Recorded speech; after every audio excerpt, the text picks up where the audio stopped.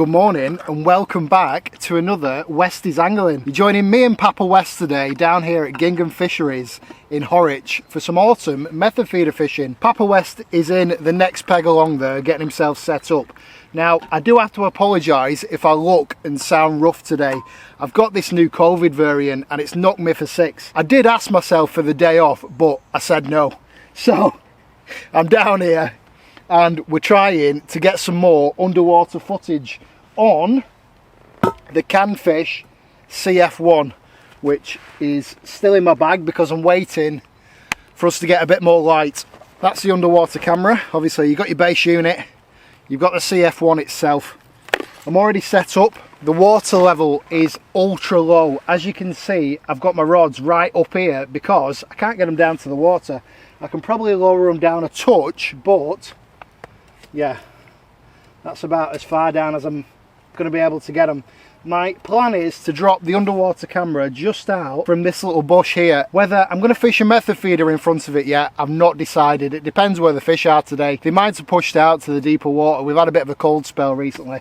So if they have, then I'll be fishing out towards the middle and getting some fish on the bank. If they haven't, then I will fish a method feeder in front of it. I brought some maggots with me so I can throw some maggots in front of the camera to draw some silvers in maybe and see what we can see in this clearer water. Obviously in the last video using the CF1 we tried a really murky lake and this is ultra clear. It's crystal clear because it is a really deep venue this, and it's well established, so we've got a nice clear water venue here. I'm going to be fishing my normal method feeder setup on the bital arms. I'm going to be using banjo feeders because it's a very deep lake and I like banjo feeders. I feel like you get a better presentation with banjos. I'm using my Olympian Tackle Battle bolt beads there, which are a rubber insert followed by a metal clip which goes into the bottom of about 90% of feeders on the market there. And then I've got a little 4-inch hook length to a size 10 or a size 12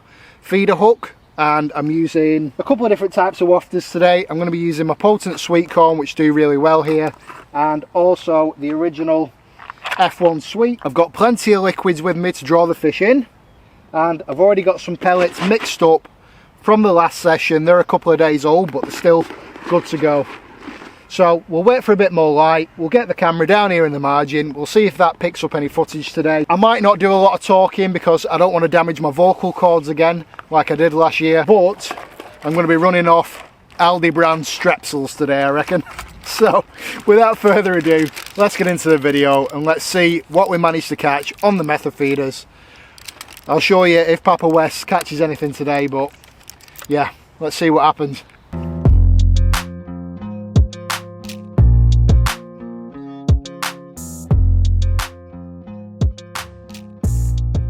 Right, let's get these rods cast out. So everybody loved the new high quality fixed camera setup in the float fishing video.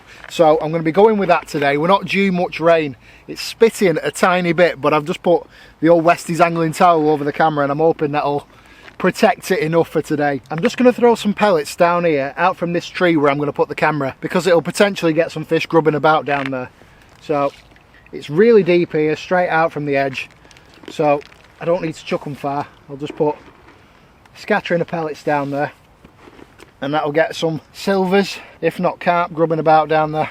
I think for my first chuck I'm going to send the first one straight out from me, and the other rod I'm going to put down here in the margin. We've dried out a touch these pellets over the last couple of days, so I could do with mixing some fresh up, but they'll be fine for this first couple of casts. Get some method topping on there. Kingfisher pops. Always a lucky sign when you see a kingfisher first thing in the morning. Right, let's flick this out. I've had a couple of comments on my videos saying why don't I feather my casts? Well, I do feather my casts, I just don't do it in a conventional way. I've actually got little baby hands, so I struggle to actually touch the spool there to slow down the cast. But what I do, and it's a little bit different, and you could obviously implement this if you've got small hands as well, I just flick it out, and then I'll just touch the spool to slow it down and stop it. Sometimes do that with my hand, sometimes do that with my finger. No right or wrong way. Let's get some more pellets mixed up. Got some Cocoscope contrast pellets here. The banks will start getting quieter and quieter now at this time of year, and more people will stop fishing. I've actually noticed from my average YouTube views that they are dropping, which is usually a good indication that people's interests are moving towards other things. Right, I'm just going to fill this up down here in the margin and soak them for probably about a minute and a half, something like that, and they should be perfect and good to go. But I'm hoping for a quick bite. I just want to take a couple of seconds away from this video to thank every single person that subscribes to the channel and watches these videos. You make it possible for me to come out and fish these amazing venues for you every single week. So thank you very much, and for those of you that aren't subscribed, I hope to earn that subscription today. Right, let's get these pellets sorted.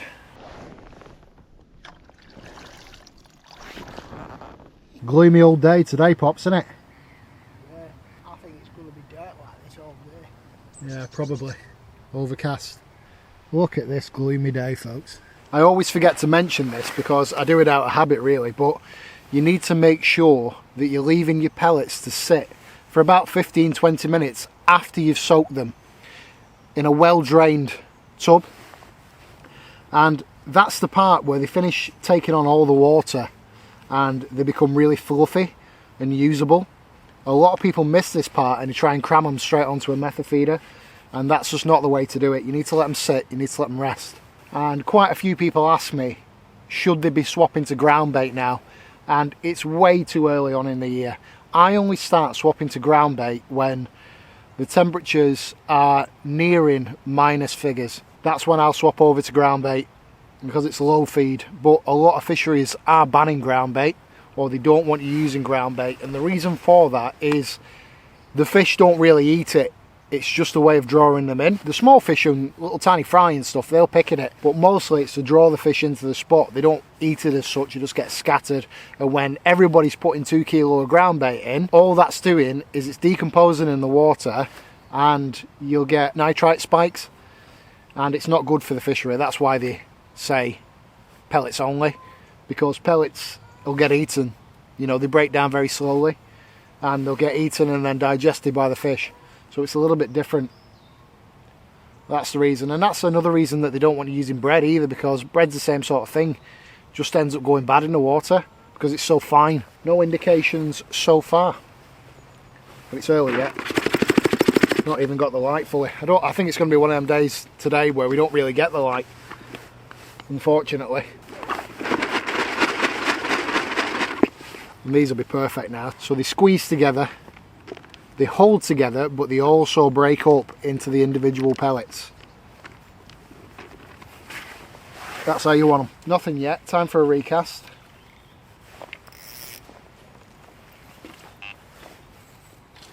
There's loads of silvers topping on the lake. They seem like they're up in the water. No self-respecting carps are going to say no to that, are they? It's a beautiful loaded feeder, that. Put it down here in the margin.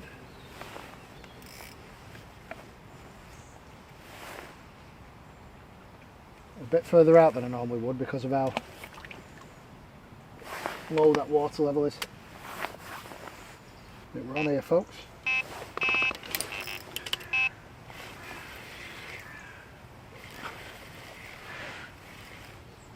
First fish to the middle. Skimmer probably. Try not to knock the camera over.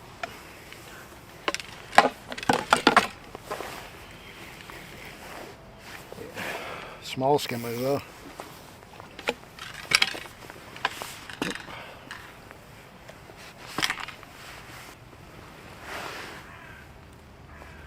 Absolutely nailed on the sweet corn wafter.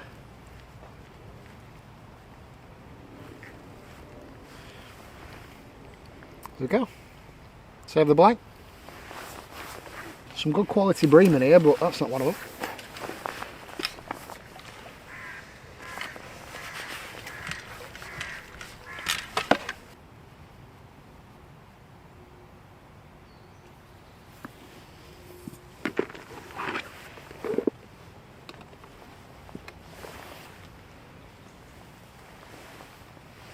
Again, touching the reel, slowing it down.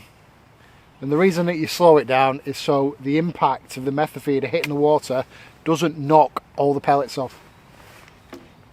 Well, I can't have any more strepsils, so I'm on the Werther's Original now.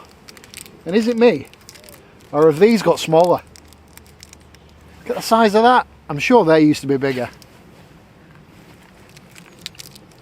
Crazy. Trying to keep my throat moist.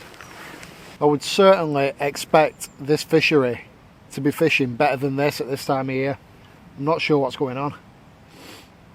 But I know that it's not fished as well this year as it did last year. Sometimes these fisheries go through cycles of fishing well and then not fishing well.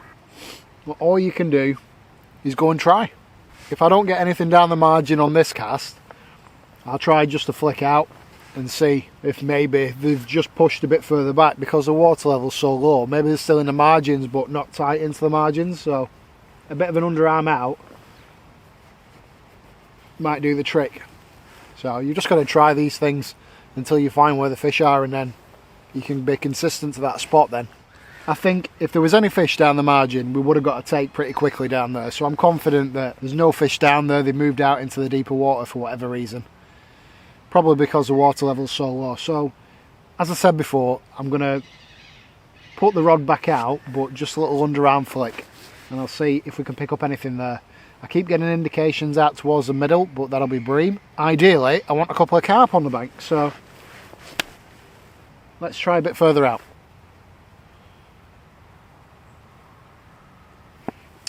Bit of an underarm flick, and I think we'll stand a chance there.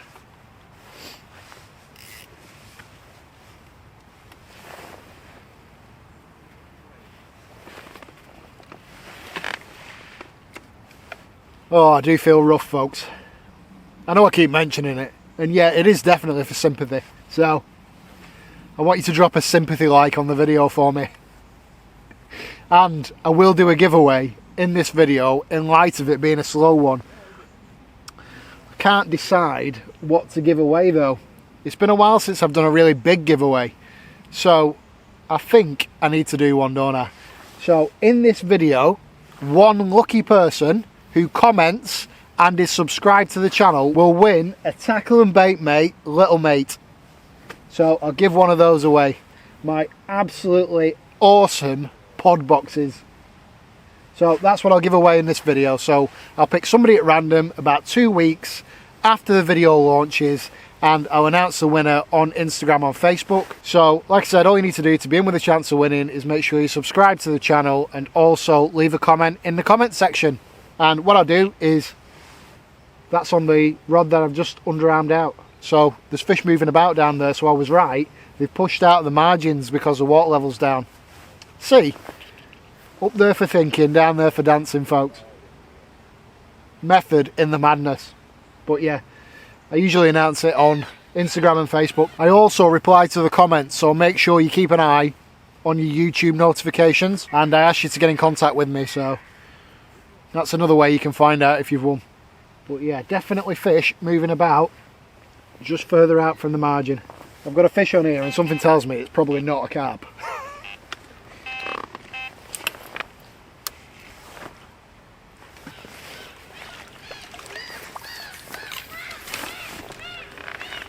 Well, that's 2 nil pops.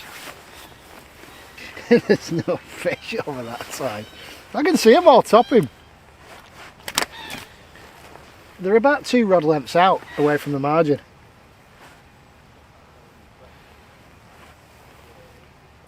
Skimmer. Right folks, I'm a bit bored. Let's throw this underwater camera out and see what kind of footage we get. Underwater camera, the cord, I'm not going to lower it in with a rod, I'm just going to throw it out. Now if you want more information on the Canfish CF1, I will put a link in my description for you. I'm not sponsored or anything like that. So if you do want more information, I'll put a link in the description. Also, I'll put a link in the top right hand corner to the last video that I did using this camera. So there's much more information about the camera and stuff like that on that video. This is just messing about, throwing it out, try and get some footage. And I'm going to chuck some maggots around it as well. And we'll see what it draws in. Hey. There he is, the lad. Right, let's start it recording. It is very deep here, so let's get a good amount of this wire off, because I don't think it'll cast off the spool.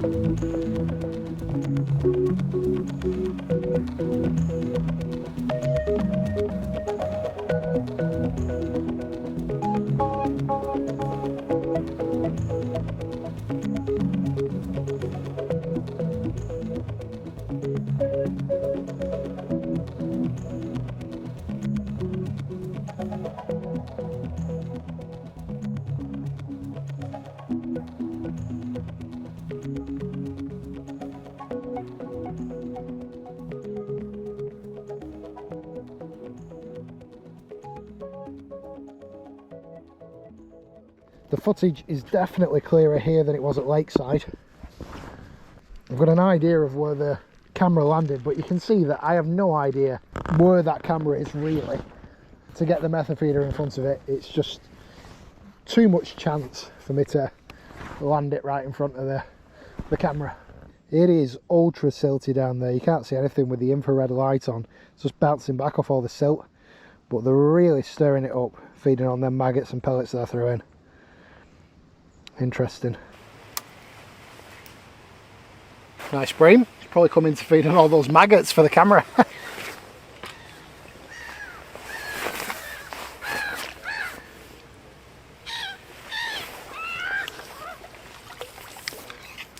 Look at this, this is a better bream. This is more the stamp that I'm used to in here. Nice skim of that.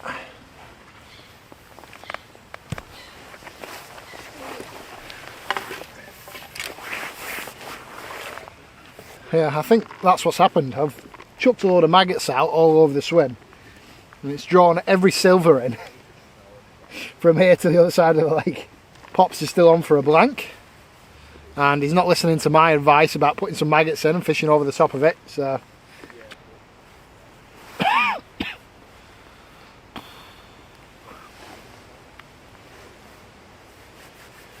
take some more of them bream. I've just been sat watching the underwater camera on my phone. I'm getting so much good footage. Loaded with perch down there. Absolutely loaded with them. If nothing else, the CF1 is an easy way to see what is actually in a venue, what the bottom's like, what the substrate's like. Is it rocky, is it flat, is it smooth, is it silty? So that's very, very interesting. And I think it's going to be a good addition to the fishery reviews next year. Obviously we're at a point in time now where I'm not going to do any more fishery reviews.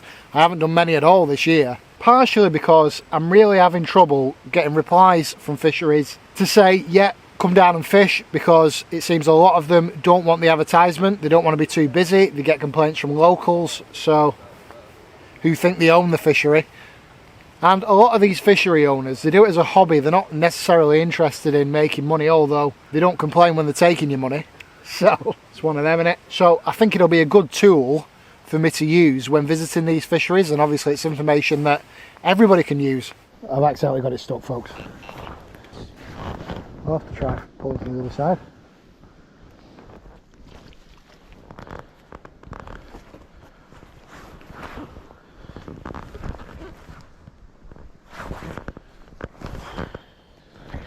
Well folks, lesson learned, don't drag it back into rocks. Oh gosh, I am so lucky to get that camera back. It had got itself wedged in between two rocks. Obviously when I was pulling it back, it was just wedging further, So I tried to get a landing net to kind of push it forward, but it was just absolutely jammed.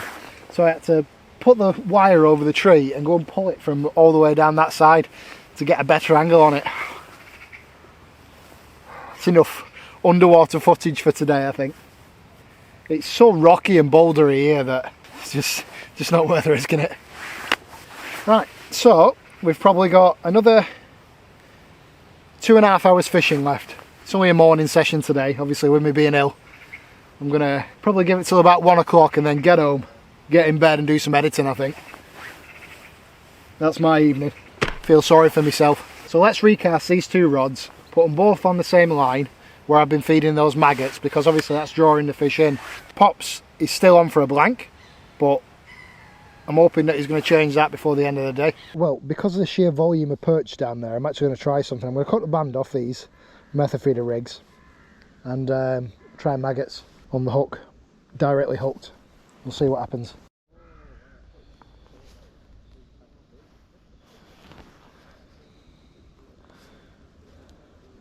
Well folks, there's actually a bit of rain starting up, so I'm going to wrap this video up here, put the big camera away, and I'm going to film a bit of a montage of little clips of anything else I catch for the rest of the day and mix in some underwater footage for you as well. So I just want to say thanks very much for watching, and I'll see you in the next Westies Angling. I'm going to get home, have some rest, and I'm hoping that I'm going to be alright for next week to get back out filming, hopefully some lure fishing or some dead baiting for some predator fish.